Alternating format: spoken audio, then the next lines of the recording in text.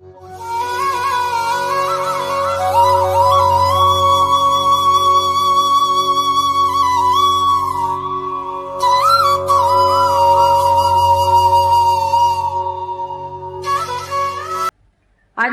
तो पढ़े लिखे लोगों ने कभी भी परमात्मा को स्वीकार किया ही नहीं था। ईसा मसीह को आपको आश्चर्य होगा कि एक जज ने ही सूली पर चढ़ाया था। आज कलियुग की ये महानता देखिए कि एक जज साहब ने उसी परमात्मा को स्वीकार ही नहीं किया है, किंतु उसका इतना सुंदर वर्णन किया। वे स्वयं ही बहुत बड़ी विभूति पूर्व जन्म जन्मांतर से रही हैं। वे अपने बारे में अभी कुछ इतना जानते नहीं हैं। इसी कारण खोज उनमें रही, इसी कारण अनेक लोगों में खोज रही। आप अगर शुरू से अब तक के जितने भी फिलॉसफर्स को पढ़िए, मैंने तो पढ़ा नहीं लेकिन मेरे शिष्य मुझे बताते हैं, अभी एक बहुत विद्वान फ्रांसीसी महोदय लंदन में पधारे थे। वे भी, जिसे मैं कहती हूँ पार होना, वे हो गए। उन्होंने मुझे पत्र में लिखा कि आदि काल से हर एक फिलॉसफर ने एक बात की ओर संकेत किया हुआ था कि हम जो जड़ वस्तु हैं, हमारा मन भी जो जड़ वस्तु है, फाइनाइट है, वो इस सूक्ष्म में कैसे उतरेगा, वो इनफाइनाइट में कैसे उतरेगा। प्रश्न एक छोटा सा है कि हम सब जड़ वस्तु से बने हुए हैं और सीमित हैं, फाइनाइट। वो परमात्मा अगर इनफाइनाइट है, असीम है, तो उसमें कैसे उतर सकता है और उसे कैसे जान सकता है। अगर हम अपने मन से प्रयत्न करें परमात्मा को जानने के, तो हम पढ़ेंगे, लिखेंगे, किताबें हमारे सामने खुलती जाएंगी, लेकिन हम किस तरह से वहां कूद सकते हैं जो हमारा स्रोत है। सारा प्रश्न यहां आकर रुक जाता है। सारी समस्या यही एक है कि इस जड़ देह से उस चेतन में कैसे उतरा जाएगा, उस चेतन को इस जड़ता से कैसे जाना जाएगा।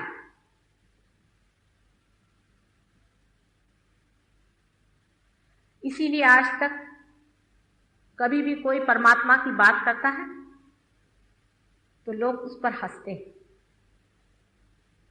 ज्यादातर कहते चलो इन्होंने बात की है, कुछ परमात्मा तो है ही। अगर इधर उधर की कोई और बातें कही जाएं कि देखिए संसार कैसे चल रहा है, पृथ्वी कैसे चल रही है, पृथ्वी की इतनी गति होते हुए भी हम लोग कोई गिर नहीं रहे हैं, आदि अनेक तर्क वितर्क दे करके भी अगर बुद्धि से ये मान लिया जाए कि इसके पीछे में कोई एक महान शक्ति है जो इस संसार को चला रही है, तो भी इस मनुष्य के बुद्धि से उसे कैसे जाना जाएगा, उसे कैसा समझा जाएगा। मंदिर में बैठ के भजन गाया गया, ठीक है, सर के बल खड़े हो गए, गर्दनें तोड़ी गई, योग किए गए, जंगलों में रहा गया, परमात्मा को याद किया गया, किंतु दीवार तो बनी ही रहती थी। इसके लिए कुछ ऐसी बात घटित होनी चाहिए जिससे कि मानव उस इनफाइनाइट में, उस असीम में डूब जाए। साइंटिस्ट हिंदुस्तान के अभी उस किनारे पर नहीं पहुंचे हैं जहां पर वेस्टर्न साइंटिस्ट पहुंचे।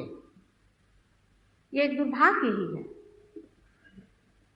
वे लोग उस किनारे पर पहुंच गए, उस कगार पर पहुंच गए हैं जहां से वे कह रहे हैं, जैसे साइकोलॉजिस्ट हैं, मनोवैज्ञानिक, वो ये कह रहे हैं कि अब साइकोसिंथेसिस होना चाहिए किसी तरीके से। माने ये कि हमारा मन अनेक हिस्सों में जो बटा है उसको किसी तरह से एक होना चाहिए। यहां तक कि वो लोग हायर सेल्फ की बात करने लग गए हैं, क्योंकि उनके यहां बहुत से ऐसे पेशेंट्स आते हैं, वो कहते हैं कि हमने तो कुछ हायर सेल्फ देखा है, कुछ एक अजीब अनुभूति हमें हुई। उनको पेशेंट्स कहते हैं। इस पर जुटे हुए हैं हर जगह लोग पता लगाने के, लेकिन फिर बार बार वो यही कहते हैं कि हम इस जड़ शक्ति से, इस जड़ता से उस इनफाइनाइट में, उस असीम में नहीं उतर सकते। इस कारण उधर हमें प्रयत्न ही नहीं करना चाहिए, क्योंकि जैसे ही हम प्रयत्न करते हैं तब हमारी सुप्तावस्था में रही हुई जितनी भी जड़ शक्तियां हैं वो हमारे अंदर दौड़ने लगती। यानी जैसे कि रशिया में इन लोगों ने बहुत प्रयोग किए, अमेरिका में भी बहुत प्रयोग किए। उन प्रयोगों के कारण उनके अंदर से उन्होंने देखा कि गेहूं बहने लग गया, चावल बहने लग गया। किसी ने ये देखा कि एकदम अधांतरी उठने लग गए, यहां से टेबल उठ करके उधर जाने लगा, लेकिन दिमाग उनका एकदम घबरा गया। रशिया में खासकर लोगों ने इस तरह के प्रयोग किए। उन लोगों की किताबें छपी हुई, कभी आप लोग पढ़ें तो आप भी समझ सकते हैं। वो कहते हैं कि इससे शांति नहीं मिली, हमको अजीब तरह के अनुभव आने लगे। ये कौन सी शक्तियां हैं जो हमारे अंदर आ रही हैं? उनको इस बात का पता नहीं कि ये हमारी सबकॉन्शियस की, सुप्त चेतन मन की, जो सामूहिक रूप पे हमारे अंदर स्थित है। जो कुछ मरा हुआ है वो भी हमारे ही अंदर स्थित है। वो मरे हुए लोग हमारी मदद कर रहे हैं, ये वो नहीं जानते। कुछ साइंटिस्ट मेरे पास आए थे, बहुत बड़े देश के लोग हैं, बहुत बड़े साइंटिस्ट हैं। उनमें से कुछ चंद्रमा पर पहुंचे थे। वे आकर मुझसे कहने लगे कि माँ, हम ये जानना चाहते हैं कि हम आकाश में किस तरह से उड़े। उन्होंने प्रयोग किया इसके। आपको आश्चर्य होगा कि हिंदुस्तान का साइंटिस्ट उस हद तक पहुंचा नहीं है जो इस चीज को सोच रहा है। हम अभी साइंस में अच्छा है, थोड़े पीछे ही हैं। मैंने कहा, बेटे तुम क्यों उड़ना चाहते हो? अरे तुम तो पहले ही चंद्रमा पे पहुंच गए हो, अब तुम चाहते क्या? कल हम चाहते हैं कि हम आकाश में उड़े बगैर किसी की मदद के। मैंने कहा, अगर मैं इसमें कहूं कि इसमें भूत तुम्हारी मदद करते हैं तो क्या तुम करोगे? कहले, हाँ हम तो करेंगे, क्योंकि फलाना देश है वो भी यही कर रहा है। मैंने कहा, अगर वो लोग भूतों के सहारे जा रहे हैं तो तुम क्यों भूतों में फंसना चाहते हो? बेटे तुम अपनी शक्ति पर खड़े। चंद्रमा पर जाना कोई बड़ी भारी जरूरी बात। आज सारा संसार इतना ऊंचा बढ़ गया है, हम लोगों के यहाँ जरूर थोड़े से अभी प्रश्न है, वो भी हल हो जाएंगे। खाने पीने के प्रश्न उन देशों में हल हो चुके हैं, अधिकतर प्रश्न इन देशों में हल हो चुके हैं, लेकिन उस संसार के लोग जितने दुखी हैं उतने आप दुखी हैं। घर घर में आग लगी हुई है। बाप बच्चे को खा रहा है, बच्चा बाप को खा रहा है, माँ का पता नहीं, बहन का पता नहीं, एक रव रव कलिजुग वहां खड़ा। इतने दुखदायी उनके अनुभव जीवन के हैं कि वो परमात्मा तो क्या, पर किसी सुख को भी नहीं मानते कि संसार में कोई चीज सुख भी हो। इतनी आंतरिक पीड़ा से वो लोग प्लावित। साइंस उस चीज को नहीं खोज सकता है, कारण साइंस हर एक चीज को अलग अलग विलगीकरण करता है, एनालिसिस। इसको एक जोड़ने वाली शक्ति कुंडलिनी है। जिन लोगों ने कुंडलिनी के बारे में बहुत पढ़ रखा है, आपको आश्चर्य होगा, उन लोगों से मुझे कुंडलिनी समझानी नहीं पड़ती। हमारे देश में पढ़े लिखे लोग कहाँ कुंडलिनी के बारे में जानते हैं। आपकी बात छोड़िए, अब वो ये भी मानते हैं कि कुंडलिनी के जागरण के सिवाय आदमी उस शक्ति में नहीं पहुंच सकता, लेकिन उसके बारे में भी हजारों चर्चाएं संसार में है कि वो कुंडलिनी जो जगाता है उसे ये होता है वो होता है। मैंने देखा है वर्णनों में कि लोग कूदने लगते हैं, चीखने लगते हैं, चिल्लाने लगते हैं। कुंडलिनी जो कि आपकी माँ, उसके जागरण से ये सब होना भी एक अजीब सी बात लगती है।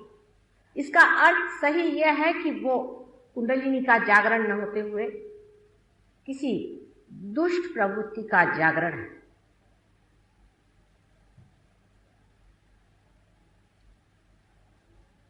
अब रही बात ये कि इस असीम में उतरने के लिए सबने अगर मान लिया है कि कुंडलिनी ही इसका एक अंत है। आप लोगों ने नहीं माना है क्योंकि यहाँ के साइंटिस्ट उसको पढ़ते ही नहीं, मैं क्या करूं। तब फिर यह सोचना पड़ता है कि कुंडलिनी के जागरण के लिए परमात्मा ने क्या व्यवस्था की हुई है। जैसे कि आज का विषय है प्रभु के प्रेम का अनुभव। प्रभु के प्रेम का अनुभव हमारे यहाँ पुस्तकों में अनेक लिखा है, लेकिन कोई विश्वास नहीं करता। जैसे कि प्रहलाद, जिनके सामने नरसिंह अवतार हुआ था और जिस वक्त उन्होंने पूछा कि तुम्हें क्या चाहिए, तो प्रहलाद ने उनसे सिर्फ एक ही चीज मांगी, तव चरणारविंदे प्रीति, तुम्हारे चरण कमलों में मुझे प्रीति रहे, यही प्रभु मुझे दो। वो प्रहलाद तो आज है नहीं संसार में, और नहीं नरसिंह अवतार होने की कोई बात है। इसलिए सब ऐसा लगता है कि झूठा और थोथा है।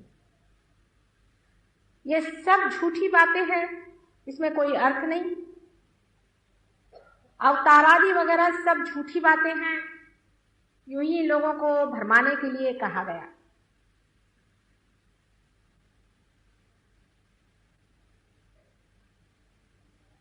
ठीक है, मनुष्य अपने को इतना बुद्धिमान समझने लग गया है, ये एक तरह से अच्छी बात है। लेकिन जब आप कहते हैं कि कलियुग आ गया है और महान घोर कलियुग आ गया, उसके दंश से हरेक आदमी जब पूरी तरह से छटपटा रहा है, कैंसर जैसी बीमारियां शरीर को खा ले रही है, दुख के पहाड़ इंसान पे लुटे जा रहे हैं, किसी का भरोसा नहीं रहा, कोई किसी का भाई नहीं, कोई किसी की बहन नहीं, कोई रिश्ता संसार में पूरा बैठता नहीं। उस वक्त परमात्मा के प्रेम की बात कहना किसे मंजूर होगा? बात कहने की नहीं है। इसी वक्त में कभी भी संसार में हुआ नहीं, इस तरह से प्रभु प्रेम का वर्षाव हो रहा है चारों तरफ से। आपको दिखाई नहीं दे सकता, आप इसे जान नहीं सकते, ये मैं मानती हूं, कारण आपको ऐसा ही बनाया गया है कि उस अचेतन मन को, उस अनकॉन्शियस को, जिसकी बातचीत आज साइकोलॉजिस्ट कर रहे हैं, जिसके बारे में पूर्ण वर्णन हो चुका कि कुछ अनकॉन्शियस अचेतन मन है, वो हमें किसी तरह से मदद कर रहा है। लेकिन हमारा उससे कनेक्शन नहीं है। वो अपना कनेक्शन बनाए हैं, उसकी छत्र छाया है, लेकिन हम उसे नहीं पा पाते। वो अनेक तरह से आपकी मदद कर रहा है।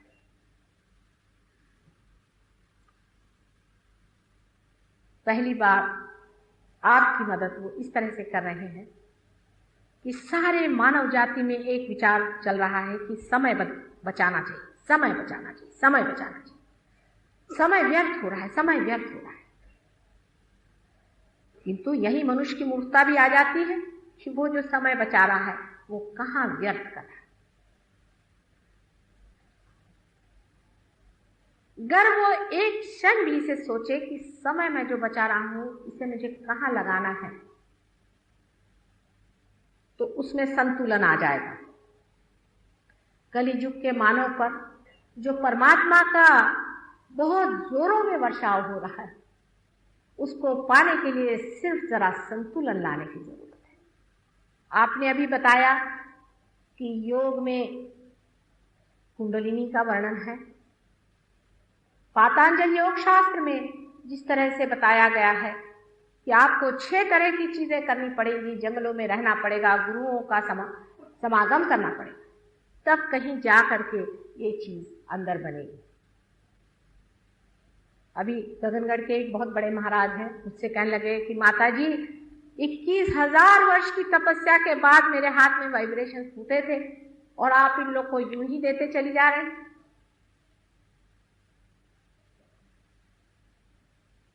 आपने अगर शंकराचार्य जी को पढ़ा होगा तो उन्होंने भी चैतन्य लहरियों पर अनेक श्लोक लिख दिए। या तो वो बिल्कुल ही झूठे थे और झूठे नहीं थे, तो वो लहरियां गई कहां जिनके बारे में उन्होंने बताया था। परमात्मा जो अचेतन रूप से सारे संसार में है, वास्तविक उससे चेतन और कोई चीज है ही नहीं, किंतु हम अचेतन, हम उसे नहीं जान पाए, उसे हम महसूस नहीं कर पाए, उसे हम फील नहीं कर पाते हैं। यह दूसरी बात है। हमें उसे पाना है। फिर आप किसी भी धर्म के हो, किसी भी व्यवस्था के हो, किसी भी रेस के हो, किसी भी देश के हो, आज कलियुग में उसका साक्षात होना ही पड़ेगा। –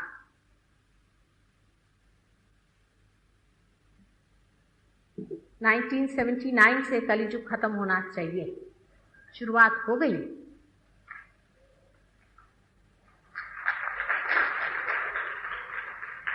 और 1999 में सत्ययुग आने की बात है पूर्ण। पर बात ही बात नहीं रहनी चाहिए। ये बात ही बात रह सकती है अगर आप लोग सत्य को स्वीकार्य न करें।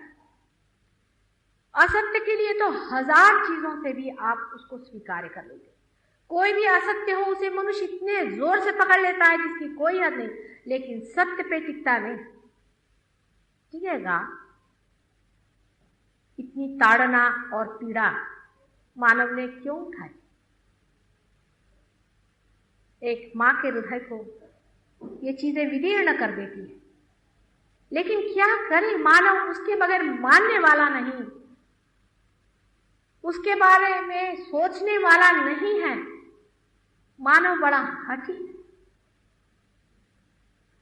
बड़ा घमंडी है, बड़ा अहंकारी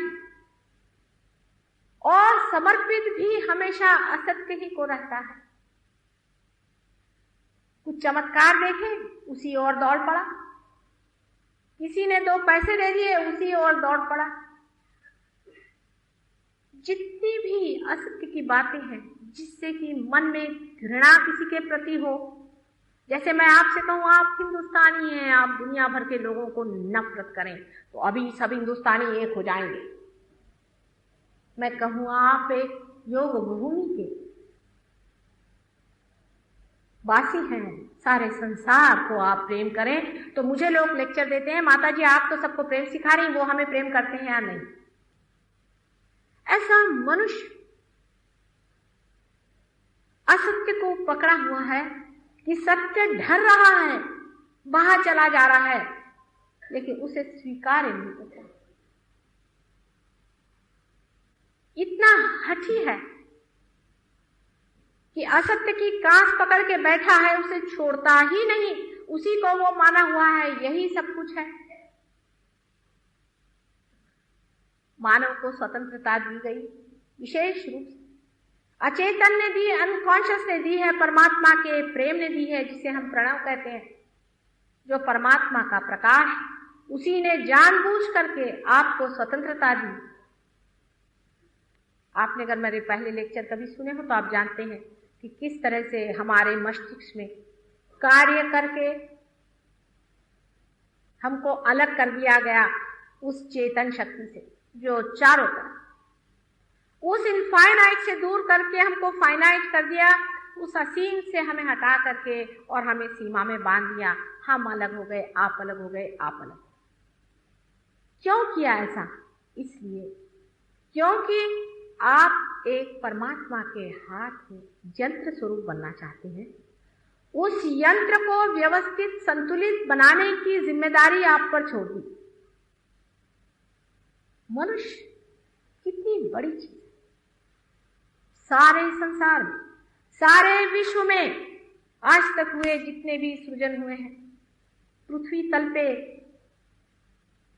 जो मानव आज खड़ा है, वो भी कलियुग में घर गृहस्थी में सामान्य तरह से रहने वाला मानव सबसे ऊंचा है। वो जितना पा सकता है कोई भी संसार में नहीं पा सकता। एक बड़े भारी संतुलन की जरूरत थी। अपने मस्तिष्क में प्रति अहंकार और अहंकार नाम की दो थैलियां, दो पर्दे हैं, इसे ईगो और सुपर ईगो कहते हैं। वो जानबूझकर बनाए गए। एक तरफ से एक चीज बढ़ती है, दूसरे तरफ से दूसरी चीज बढ़ती है, जो बीचों बीच आ जाए, जो संतुलन में आ जाए, जो टेम्परेंस में आ जाए, अति में न जाए, वो पार हो सकता है। उसी के अंदर कुंडलिनी उठ करके बीचों बीच से निकल के उससे प्लावित कर देती है।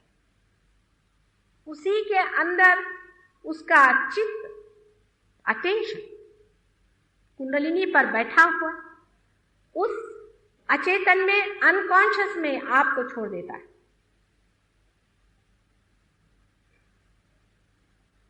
जैसे ही यह घटित होता है वैसे ही ऊपर से अचेतन अंदर बहने लगता है। आप एकाकार उस सागर से हो जाते। मानो जैसे एक बूंद है सागर में पड़ गया तो सागर हो गया। सागर की लहर के साथ उठ रहा है और गिर रहा है। उससे कोई पूछता है, अरे भाई तू क्या कर रहा है? मैं क्या कर रहा हूं, ये तो जा रहा है और आ रहा है। उसके अंदर से लहरें बहना शुरू, उसका अंतर एकदम शांत हो जाता है। ऊपर से धीरे धीरे धाराएं शांति की बहने लगती। ये सत्य, ये मनगढ़ंत बात नहीं है, ये सत्य है, महान सत्य ही से आप पाइए। और पाने के बाद उसे स्थिरता लानी पड़ती। किसी किसी में नहीं, जैसे आप बैठे हैं, आपके लिए जरूरत नहीं, आप जो एकदम पा गए तो वहां पहुंच गए। पर कुछ लोगों में थोड़ी सी स्थिरता लानी पड़ती। कोई हर्ज नहीं, साधन तो मिल गया, पहचान हो गई, आप वहां पहुंच गए और स्थिरता भी लाने के लिए पूर्ण व्यवस्था है। उसकी स्थिरता आते ही साथ परम शांति में और परम आनंद में आप उस साक्षी स्वरूप को प्राप्त करते हैं जिसका वर्णन श्री कृष्ण ने कहा था, जिसके बारे में ईसा मसीह ने बताया था, जिसके बारे में सारे शास्त्रों में बताया गया है। चाहे वो किसी भी जरदुश्त का हो, चाहे वो सोक्रेटिस ने लिखा हो, कन्फ्यूशस ने बताया हो, या दत्तात्रेय जी के जितने भी अवतार हो चुके उन लोगों ने जिसके बारे में कहा है, वो हो जाता है। आज तक ये लोग जो ऊंचे किस्म थे, जो ऊंची दशा में पैदा होते थे, वो अपनी बात करते थे और दूसरों को समझ में ही नहीं आता था ये क्या बात करें। उनको 10वें मंजिल की बात दिखाई देती थी, लोग पहले ही मंजिल पे रहते थे, उनको समझ ही में नहीं आता था कि ये बात ही क्या हो रही है। सहयोग हमेशा से ही रहा। आज जो आप जानवर से मनुष्य बने हैं वो भी सहयोग से ही हुए हैं, लेकिन आज कलियुग में जो सहयोग है उसमें आप इस सीमित शरीर से असीम में एकाकार हो जाते हैं। ये आपने मुझे आज जो यहां पर बुला करके और मेरा आदर किया,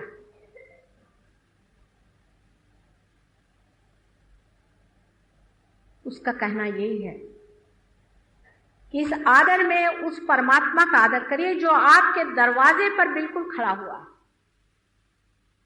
एक क्षण में ये बात घटित होती है और फिर आनंद की उपलब्धि होती है। लेकिन बहुत से लोगों को ऐसी गलतफहमी है, ऐसा मिसअंडरस्टैंडिंग कि इस तरह की चीजें करने से आप संसार से उठ जाएंगे। ये प्रैक्टिकल बात नहीं होगी। लोग बहुत प्रैक्टिकल की बात करते हैं। माता जी हमसे कहेंगी कि आप सच बोलते रहो हमेशा, और हमारा धंधा कैसे चलेगा। या इस तरह की भी बात बहुत से लोग कहते हैं कि माता जी मैं नौकर पेशा आदमी हूं, मेरी नौकरी कैसे चले। ये प्रश्न तब खड़े होते हैं जब तक आप पार नहीं हुए। पार होते ही आप प्रभु के साम्राज्य में जब चले जाते हैं तो आपकी नजर में आता है कि अरे वो तो कर ही रहा है सब कुछ।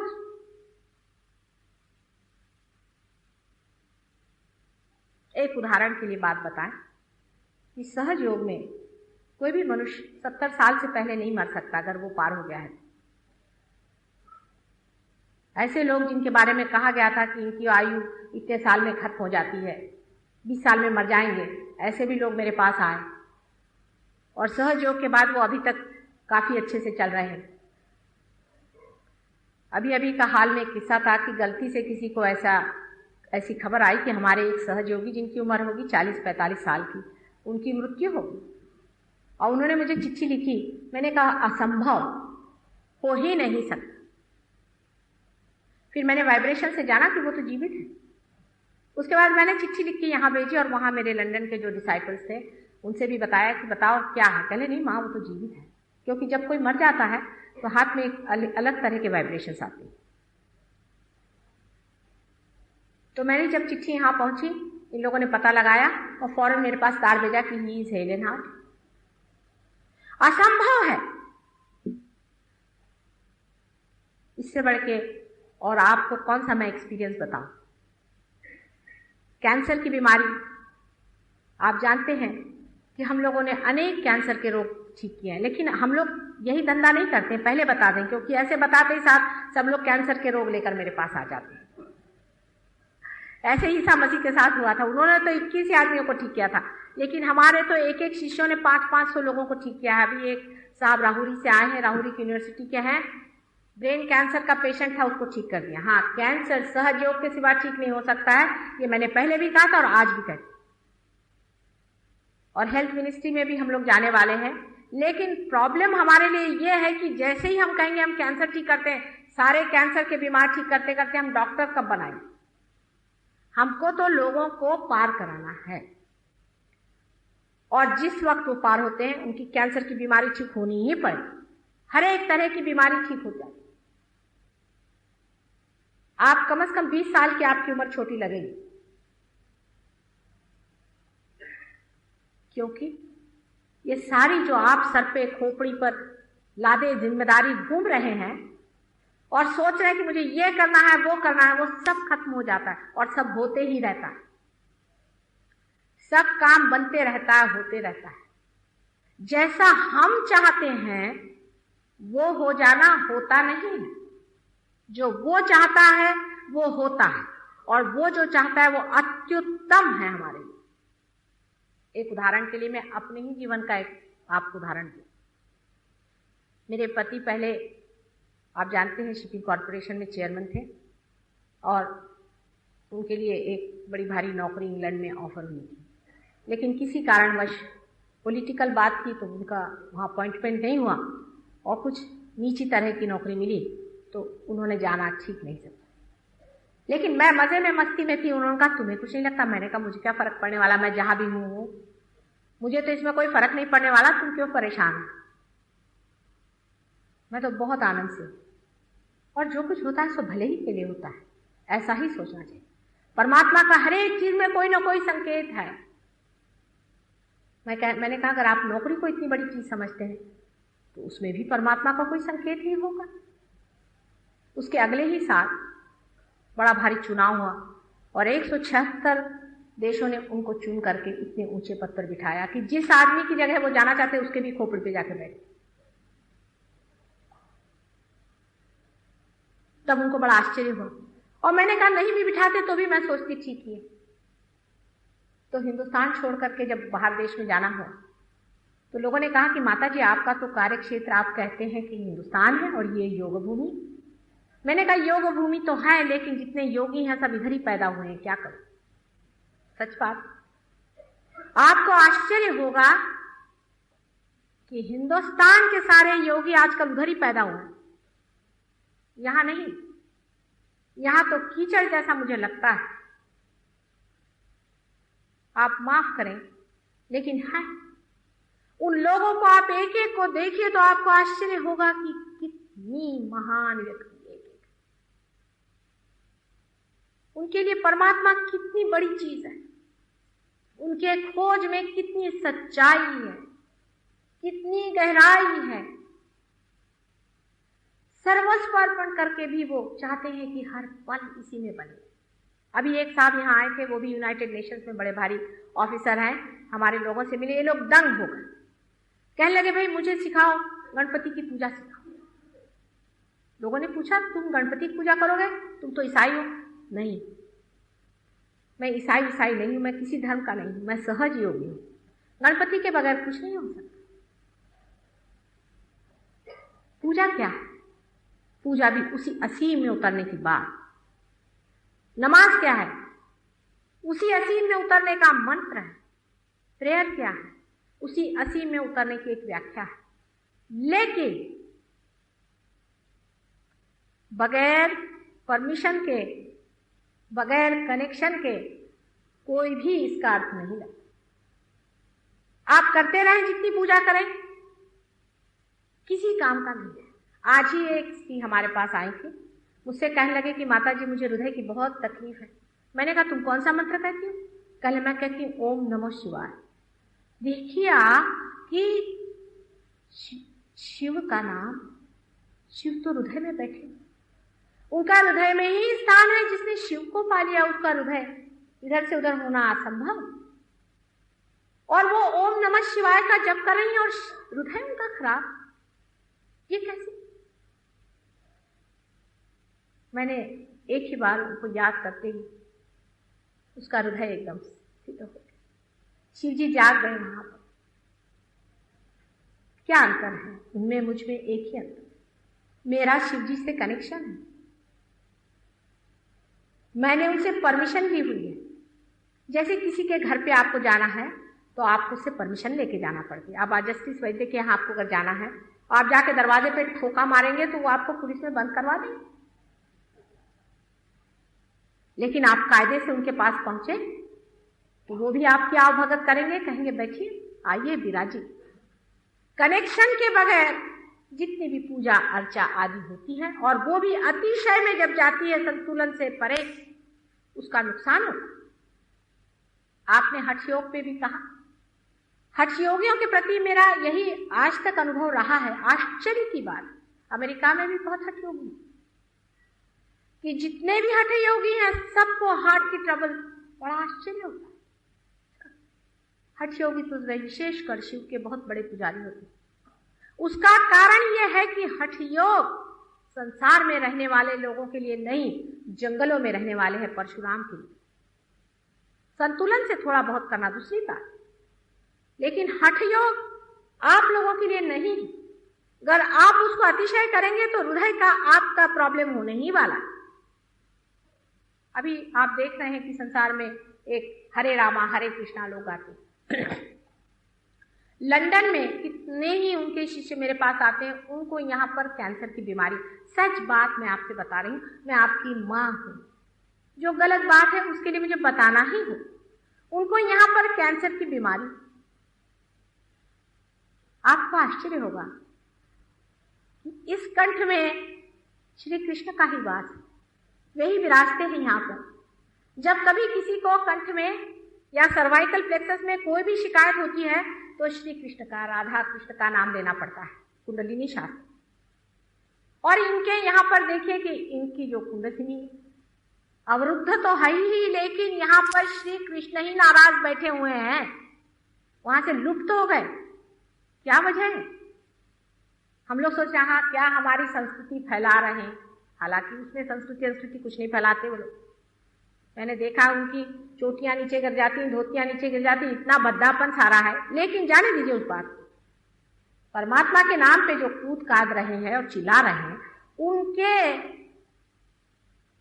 विशुद्धि चक्र पे जहां पर श्री कृष्ण का वास है, उस जगह कैंसर की बीमारी कैसे हो गई, उसका भी यही कारण। और नहीं तो उनको एक बार भी याद करना बहुत कुछ होगा। उनको इतने बार याद करने की जरूरत ही क्या है? जिसको जाना है उनको सिर्फ एक बार कृष्ण करके कहे, सुदर्शन चक्र लेकर के, शंख चक्र गदा पद गरुड़ ललित धार। उनके लिए इतना आतप करने की जरूरत क्या है? इतनी आफत मचाने की जरूरत क्या है? इतना सोंग करने की और इतना एग्जीबिशन करने की क्या जरूरत है, जो कि साक्षात आपके अंदर हर समय विराजमान। किंतु आप अपनी हट करते हैं, आप वास्तविक कर परमात्मा को मानते हैं तो शरणागति में रहें, मौन में रहें, उसे जाने अंदर में घटित होना है ही। आखिर आप ही सोचिए, जिस परमात्मा ने ये विश्व बनाया है, जिसने ये सारी सृष्टि रची है, वो क्या इस सारी सृष्टि को विनाश कर देगा? इसका क्या संहार कर देगा? परमेश्वर का प्रेम कलियुग में तो विशेष रूप से कार्यान्वित। अभी बीमारी की बातें तो आप जानते हैं कि हमारे यहाँ शिष्यों ने ही बहुतों को ठीक किया, बहुत से मानसिक रोग भी लोगों के ठीक हो। ये कोई विशेष चीज नहीं, ये तो होना ही है। जो मंदिर परमात्मा का है उसको सफाई करने के लिए भैरव से लेकर के हनुमान जी वगैरह सब लगे ही रहते हैं। वे हैं या नहीं, ये इस साम्राज्य में आकर के देखें। आप अगर बाहरी रह करके पूछे कि हमें ला कर दिखाएं, तो हम आपको कैसे दिखा सकते हैं? अगर कोई अंधा चाहे कि रंगों को जाने तो उसको कैसे बता सकते हैं? अगर कोई चीटी चाहे कि उनको हमारे पॉलिटिकल इंस्टीट्यूशन समझाएं, हमारे राजकारण समझाएं, तो उनको हम कैसे समझाएं? आप परमात्मा के राज्य में आए, उसके अंदर प्रवेश करें और फिर बिल्कुल फ्री है कुछ करने का। ये तो मानव सोचता है कि वो परमात्मा को खरीद सकता है। ये तो मानव की बुद्धि है जो उसको सोचता है इस तरह से कि मैं उसको अपना सकूं। नहीं, उसमें समाना हो, उसमें समर्पित होना पड़ेगा। आप आइए इस साम्राज्य, परमात्मा के प्रेम के साम्राज्य में आने से आप अनेक सहयोगी यहाँ पर हैं, उनके अनुभव अगर लिखने जाओ तो न जाने कितनी किताबें हो जाएं, लेकिन सहयोगी बहुत धीरे धीरे बनता है। जैसे कि भूतों की संख्याएं अनेक होती हैं। कोई अगर भाषण देता है तो उसके हजारों लोग शिष्य हो जाएंगे, क्योंकि वो आप पे मोहिनी मंत्र डाल देगा, आप मोहिनीवत सुनते रहेंगे। जब भाषण खत्म होगा पता नहीं चलेगा, आपका दिमाग खराब हो जाएगा, आप विचित्र लीलाएं करने लग जाएंगे। आपके बीवी बच्चे कहेंगे कि ये पता नहीं कैसे साधु जी के ये हो गए कि बीवी को सुबह शाम मारेंगे, उधर साधु बाबा के पास जाके बैठेंगे, वो आपसे रुपया मांगेगा, पैसा मांगेगा, आपको आप उससे लुटाते। ये मानव की बुद्धि है, उसे मैं क्या करूं? धीरे धीरे सहयोगी बनते जाता है। सत्य हमेशा धीरे धीरे उठता है। अगर मुझे प्लास्टिक के फूल बनाने हैं तो 1 घंटे के अंदर हजारों फूल बन सकते हैं मशीन से, लेकिन मुझे अगर असली गुलाब के फूल खिलाने हैं तो उसमें थोड़ा सा समय जरूरी है। फिर भी कलियुग में ही ये विशेषता है कि प्रभु का प्रेम इतना उमड़ पड़ा है, इतनी उनकी अनुकंपा बह रही है कि अनेक जन्मों में मैंने ये प्रयत्न किए हैं, सिर्फ इसी जन्म में और इसी कलियुग के विशेष प्रांगण में ही अनेक लोग क्षण में पार हो जाते। सर्वसाधारण, अत्यंत साधारण लोग। कृष्ण ने भी, उसके जमाने में हमने भी बड़ी मेहनत की थी गोप गोपियों को पार कराने की, खास जमा नहीं मांगा। क्राइस्ट के कोई भी शिष्य पार नहीं हो सकता। बहुत प्रयत्न किया, बड़ी मेहनत करी, कोई नहीं पार हो। उस जमाने में आप भी थे, आप लोगों में से भी कुछ लोग। आज वही लोग आप में बैठे हुए हैं। आप कोई आज के नहीं है, जन्म जन्मांतर के खोजने वाले हैं। आप जंगलों में घूमते रहे पहले जमाने में, गुरुओं के पास में भागते रहे। हजारों वर्ष की आपकी जिंदगी है, आज आप उसको फलीभूत होने के लिए अगर आए हैं, अब क्षण में हो जाता है, उसमें शंका कैसे?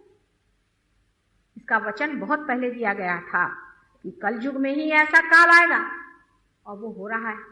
इसमें इतना आश्चर्य क्या? इसमें इतनी शंका क्यों, इतना वितर्क क्यों, इतना विलंब क्यों? सहज योग में आने से आप जानते हैं कि 7 चक्रों का खेल है। विशेषकर आप लोगों को हिंदुस्तान में लक्ष्मी जी की बड़ी परवाह लगी रहती है, और देशों में नहीं। और देशों में तो लोग भिखारियों के देश में घूमते हैं, वो तो तंग आ गए लक्ष्मी जी की कृपा से कि भर पाए, अब नहीं चाहिए लक्ष्मी जी। अभी मैं गई थी मोम्बासा में, तो वो लोग कह रहे थे कि माता जी लक्ष्मी जी तो बहुत है, लेकिन अब शांति दीजिए, हमारे तो बीवियों के दिमाग खराब हो गए, हमारे तो घरों में आफत पड़ गई, सब बच्चे पागल हो गए, मेंटल डिरेंजमेंट है, सबसे ज्यादा यहाँ पे सुसाइड्स होते हैं। अमेरिका में भी यही हाल। जहां जाइए, जहां जहां पैसा बहुत है, वहां वहां ज्यादा पागल है। लेकिन सहज योग में लक्ष्मी जी की भी कृपा बरसती है, उसका भी संतुलन आता है, उसका भी संतुलन आता है।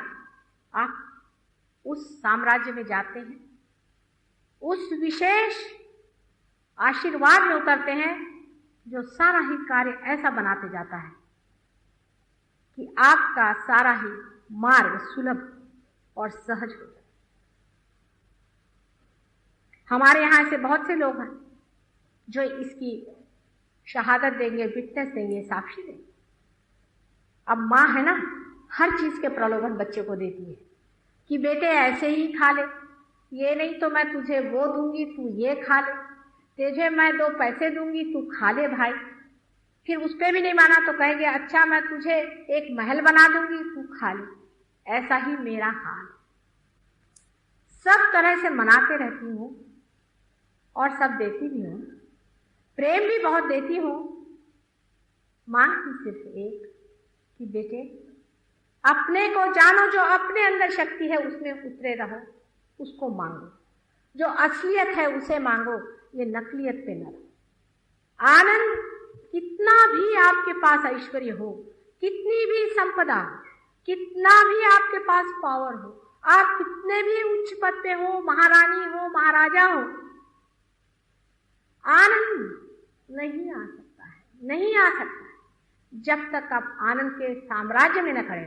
और जब आनंद के साम्राज्य में खड़े हैं तब आप हर हालत में ही बादशाह, महारानियां, आपको कोई खरीद नहीं सकता, आपको कोई जीत नहीं सकता, आप जीते हुए बादशाह। ऐसे बड़े बड़े बादशाह अपने यहां हो गए, एक से एक बादशाह हो गए अपने देश में। आपके यहीं पर इस महाराष्ट्र में एक बहुत बड़ी विभूति हो गई है, जो कि शिरडी के एक छोटे से गांव में रहती। बादशाह थी वो, बादशाहत।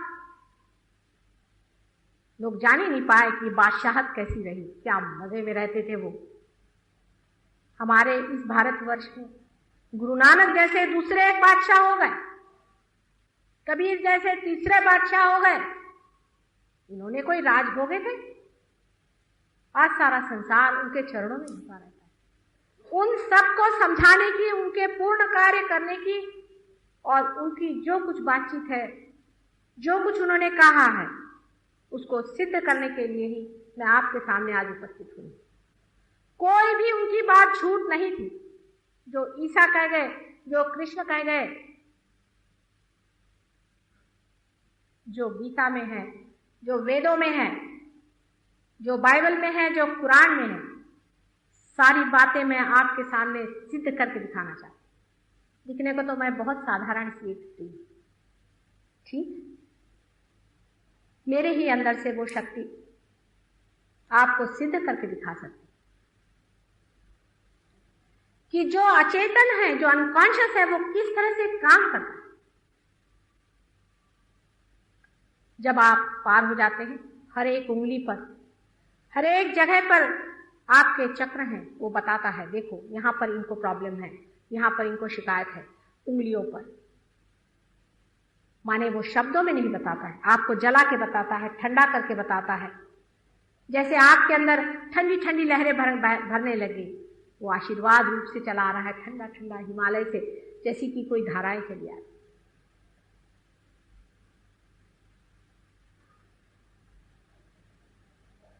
ये सब्जेक्टिव नॉलेज है, माने कर्ता का ज्ञान है। आप कर्ता हो जाते हैं, आपके अंदर कर्ता का ज्ञान आता है, माने आप वही हो जाते जो आप हैं। बाहर पढ़ने की कोई जरूरत, किताबों में देखने की कोई जरूरत नहीं है, सब यहीं पे लाइब्रेरी है। कोई बड़े बड़े विद्वान मेरे सामने आते हैं, कहते माता जी आप तो वहां की बात करें धेरण्य संहिता की। मैंने कहा भाई संहिता तो छोड़ो, मैंने कभी उपनिषद भी पढ़े नहीं, कभी गीता भी पढ़ी नहीं, तो फिर ये जाना कैसे? क्योंकि जहां से जाना जाता है वो तो अंदर ही है, अपने दिमाग में ही सारा बैठा हुआ है ना। आपके अंदर अगर लाइब्रेरी, आप जो चाहे खोल लीजिए, पढ़ लीजिए। आप पूर्ण ज्ञान में हो जाते हैं, फिर जो आप बोलते हैं वो सत्य है। आप पूर्णतः सत्यमय हो जाते हैं। जो भी आप कहते हैं उसका आप साक्षात करा सकते हैं।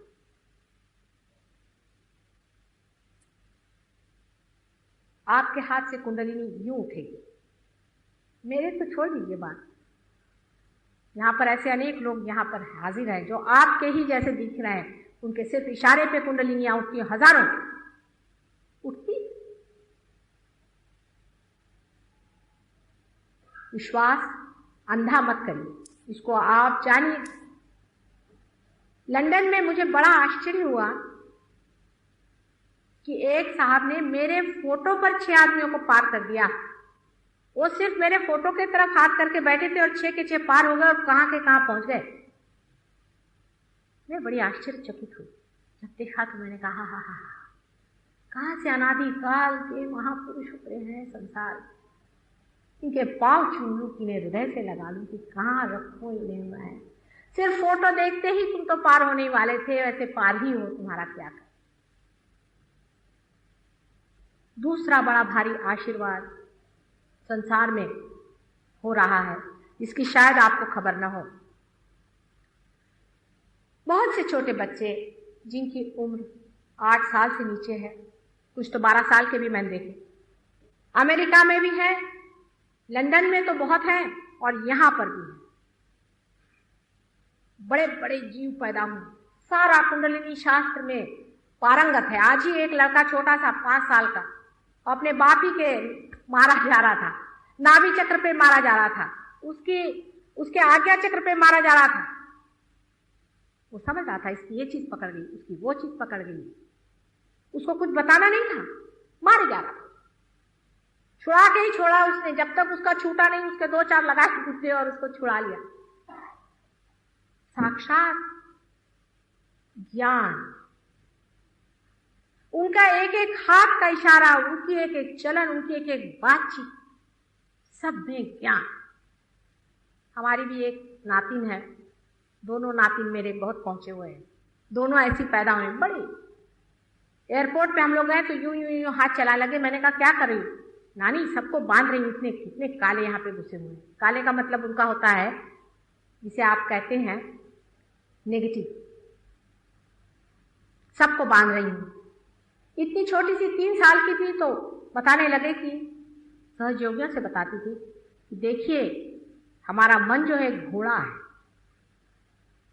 घोड़े पर बैठिए, घोड़े को अपने ऊपर मत बैठने दीजिए और हमेशा सफेद घोड़े पर बैठना। देखिए कलयुग में कहा गया है कि सफेद घोड़े पर सवारी हो। 3 साल की उम्र में छोटा बच्चा बता। ऐसे अनेक बच्चे हमने देखे हैं जो आज के भारतवर्ष में भी मैं कहती हूँ कम से कम 300 बच्चे मैंने देखे हैं। क्योंकि कितना भी रौ रौ कलयुग हो ये लोग जन्म लेंगे ही, आए। और इसके अलावा राक्षस भी जन्म ले रहे हैं, नहीं तो कलयुग रंगेगा कैसे। और बहुत से जानवर भी जन्म ले रहे हैं। साधारण मनुष्य जरा कचराते हैं जन्म लेने में, क्योंकि वो जानते हैं कि हालात बहुत खराब है। इतने जानवर जन्म ले रहे हैं कि इसी से पॉपुलेशन भी बहुत बढ़ रहा है। जिस दिन सतयुग आ जाएगा ये संख्या अपने आप घट जाएगी, साधारण मनुष्य जन्म लेगा। क्योंकि जो इसे देखता है कि यह रौरव स्थिति है वो क्यों शरीर धारणा करे बाबा, इस आफत में क्यों जाए जहां बाप बाप नहीं रहा, बहन बहन नहीं रही। ऐसी आफत में कौन अपने को फंसाना चाहेगा। ऐसे महान विभूतियां तो जन्म ले रही हैं ही, लेकिन उनके साथ दूसरी शक्तियां भी जन्म ले रही। आपके भारतवर्ष में 16 राक्षसों ने जन्म लिया, एक हो तो उससे पार करे।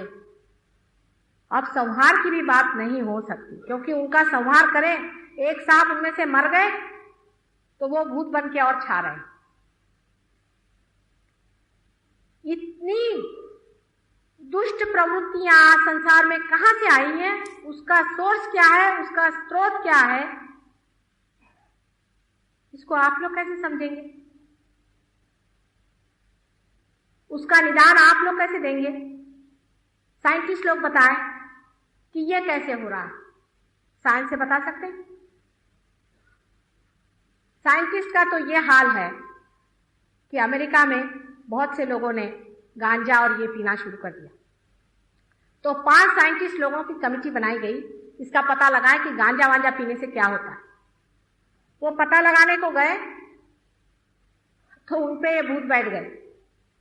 यही लोग गांजा पीने लग गए, इन्होंने सब रिजाइन कर दिया, अपनी जॉब वगैरह रिजाइन कर दी और सब लोग गांजा पीने लगे। अगर इतने बड़े साइंटिस्ट थे तो फिर गांजा क्यों पीने लगे, शराब क्यों पीते हैं इतना ज्यादा। मोहम्मद साहब बता गए शराब नहीं पीना है, नानक साहब बता गए शराब नहीं पीना है, करके दिखाएं। पर साइंस से ये लोग करके दिखा लें तो हम साइंस को मानने से तैयार।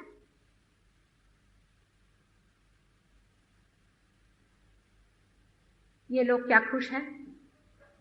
आप लोग तो थोड़े बहुत खुश हैं, लेकिन उन लोगों ने जिन्होंने साइंस में इतनी प्रगति की है वो बहुत बड़े दुख से भरे। यूनाइटेड नेशंस के सामने एक बड़ा भारी प्रश्न है, आपको पता है कि जो डेवलपिंग कंट्रीज हैं, जो कंट्रीज बढ़ रही हैं, उनको इस जंजाल में फंसाएं कि नहीं जिसमें हम लोग फंसे हैं। नेपाल के बारे में विशेषकर लोगों ने ये रिपोर्ट दी कि यहाँ लोग गरीब जरूर हैं लेकिन बहुत खुशहाल हैं, बहुत आनंद में हैं। आप क्यों इनका सत्यानाश करना चाहते हैं?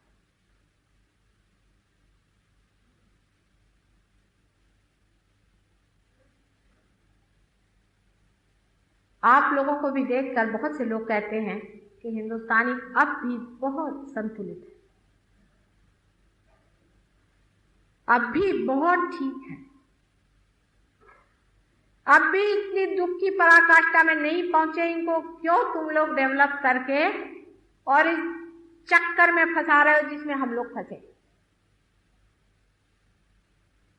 फिर हमको ये सोचना है, क्या हम शॉर्ट सर्किट कर सकते हैं? क्या हम इस प्रगति को किसी तरह से छोटा कर सकते हैं? बिल्कुल कर सकते हैं आप, क्योंकि आप ही का अधिकार है कि आप उस असीम को पालें जो कि सभी कार्य कर रहा है, जो सभी साइंस है, जो सब कुछ है, उसी को आप पालें, उसी के बराबर केंद्र बिंदु पर आप पहुंचे। सहयोग परमात्मा का प्रेम का आविष्कार। आज तक आप लोगों ने परमात्मा के प्रेम को जाना नहीं था, क्योंकि आपका कनेक्शन नहीं था। बस कनेक्शन मात्र हो। जो लोग इस हॉल के अंदर बैठे हैं वही ना तो मेरा भाषण सुनेंगे,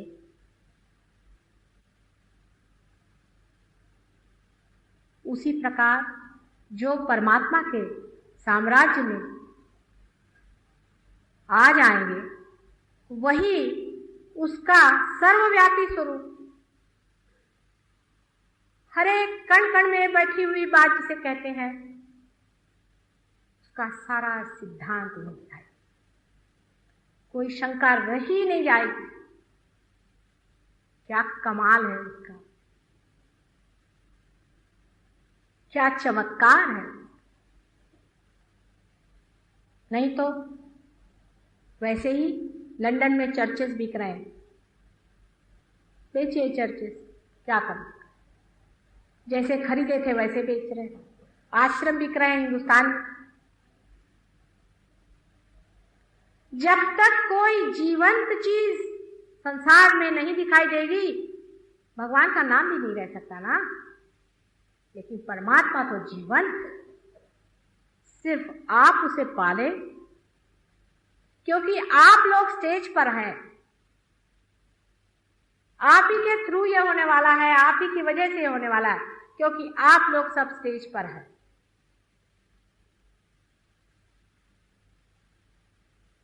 आप ही की कार्यकुशलता है, आप ही को संसार में दिखाना है। अगर संसार डूब गया, विध्वंस हो गया, तो उसकी जिम्मेदारी आप लोगों पर है और किसी पे न हो। सुनने में बहुत फैंटास्टिक लगता है, आजकल के युग के आदमी को विश्वास नहीं होता कि ऐसे हो सकता है। ये तो विश्वास की बात नहीं, माता जी तो कुछ ऐसी बात कहती हैं। लेकिन यही सोचिए कि अनमोल हीरा आपको मिलने वाला है क्षण में।